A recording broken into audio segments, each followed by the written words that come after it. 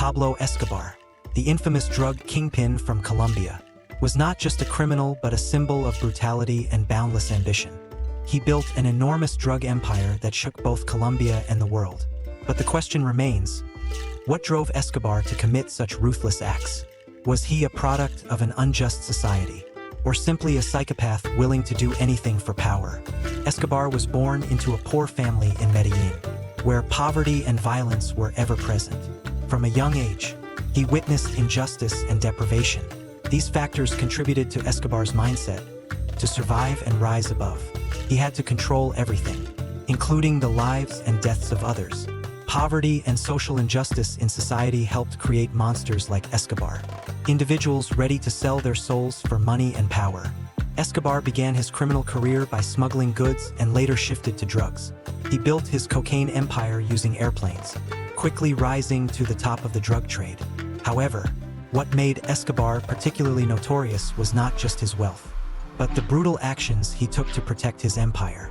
Murders, assassinations, and political terrorism were tools he used to maintain power. One of Escobar's most famous assassinations was that of Justice Minister Luis Carlos Galán in 1989, who actively opposed the drug cartels. Galán's murder was not just an act of vengeance but a strong message. Anyone who stands in my way will pay.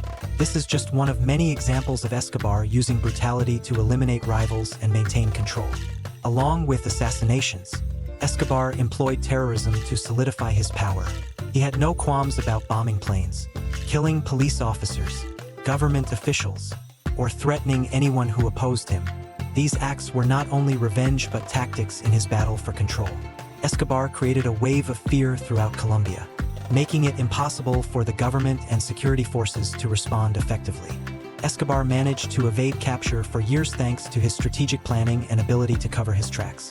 He didn't just build drug smuggling routes but also bribed officials, police officers, and even the military, with vast wealth from cocaine. Escobar created a highly organized criminal system that allowed him to avoid the law, despite using every method to protect himself. Escobar's greed and brutality eventually led to his downfall. Regarding his motives, experts and psychologists have proposed different theories. Some argue Escobar was a product of Colombian society, where poverty and injustice transformed him into a monster. Others believe Escobar was simply a mentally disturbed individual with limitless ambition, driven solely by power and money. Perhaps the truth lies in a combination of both factors. Escobar was both a product of society and a person with serious psychological flaws.